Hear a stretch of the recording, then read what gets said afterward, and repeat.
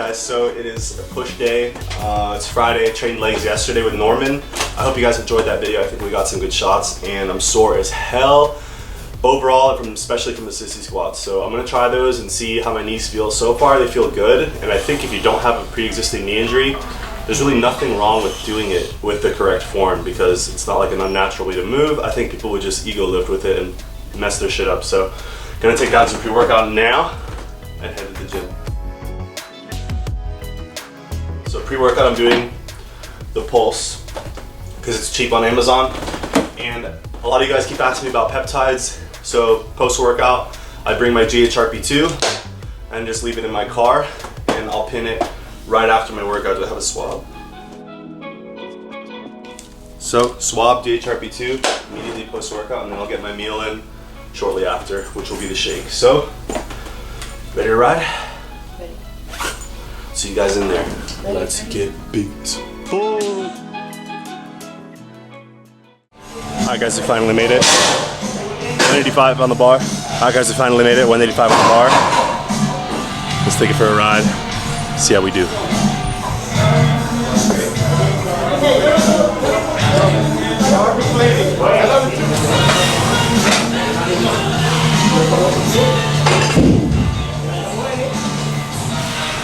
Alright guys, what's going on? Pretty excited to bring you this video. I hope you guys enjoyed the last video. I think it was some leg training, but I've really been enjoying filming and making videos out of Miami Iron Gym. It's just a much better setup for me and what I'm trying to do. But this was the first time I've handled 225.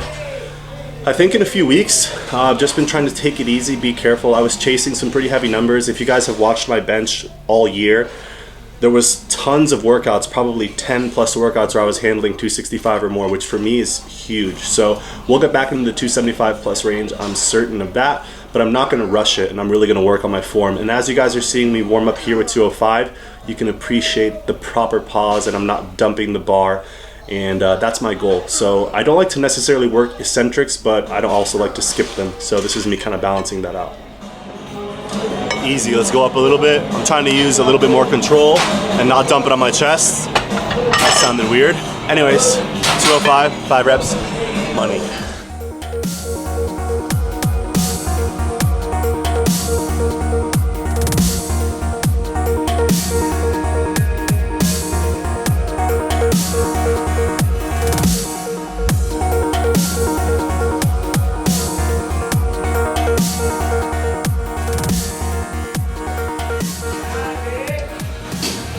So that's optimal control, and if you can just see how long my range of motion is compared to, say, a power lifter who uses a wider grip with a big arch, I'd say it's close to 4 or 5 inches.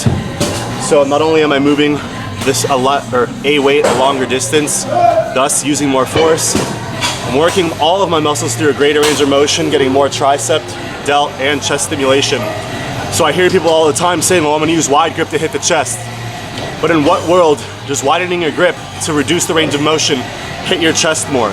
You may stretch your chest more, but if stretching your chest is the key to growth, just stretch. Because if you're cutting your range of motion, you're working the muscle less and you're moving a weight less distance. That's just my advice. I could be wrong though.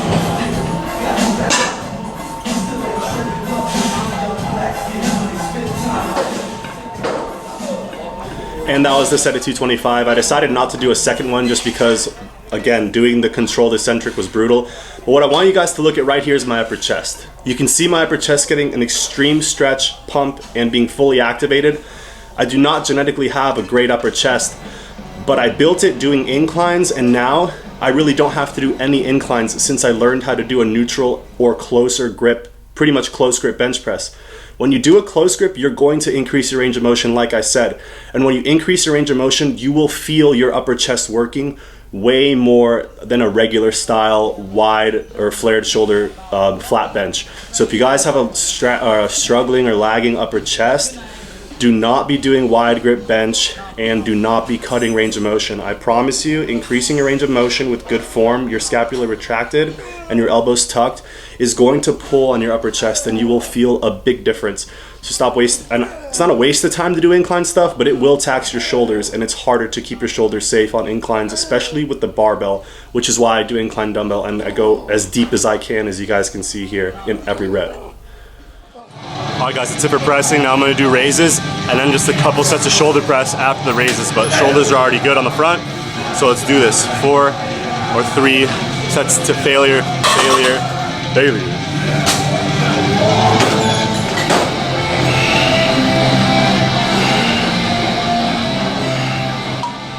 Alright guys, so after the pressing, it brought me to the rest of the workout, which was honestly harder just because of the volume and the intensity. I forget if it was 3 or 4 sets of lateral raises to complete failure. This first set here was like 25 reps, and I think I was using 20-pound dumbbells. So this isn't stuff I gauge or track as far as weight-wise.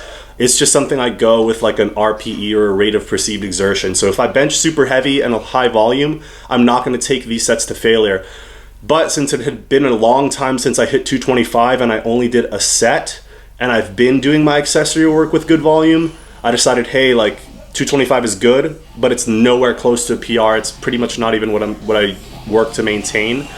And I've been maintaining all my accessory work, so I decided to try to progress and just keep the intensity high on the accessory work. So if you're having a heavy bench day with lower reps, don't go in and throw in 4 sets of 20 on lateral raises. Save that for your recovery days. Well, not recovery because you don't want to crush the volume on recovery, but save it for your lighter days where you're working on technique, speed, form. Don't do it on days where you're pushing heavy weight. Save the lower rep and the, save reps in the tank when you're doing stuff like that. You don't want to get injured. And yeah, after the pressing, like I said, we did the lateral raises, just a couple sets of overhead press to reintroduce it. And of course, we had to hit some triceps. So didn't hit any buys because I had a pull day after I rested. And yeah, that pretty much covers it. I got some abs here with up and down planks. You guys need to try these. They're especially good on a push day because as you can see, they're frying my delts, tris, and chest. And it just feels really good on your core. So I hope you guys enjoyed it. Stay tuned for more. Peace. Thank you.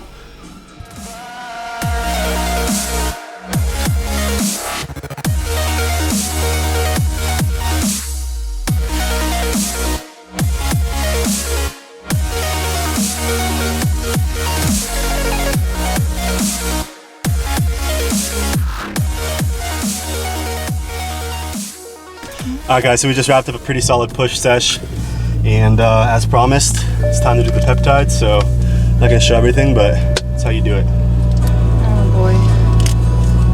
Here we go. And that's 150 mics of GHRP2, and then I'll have my shake in 20 minutes. Deuces.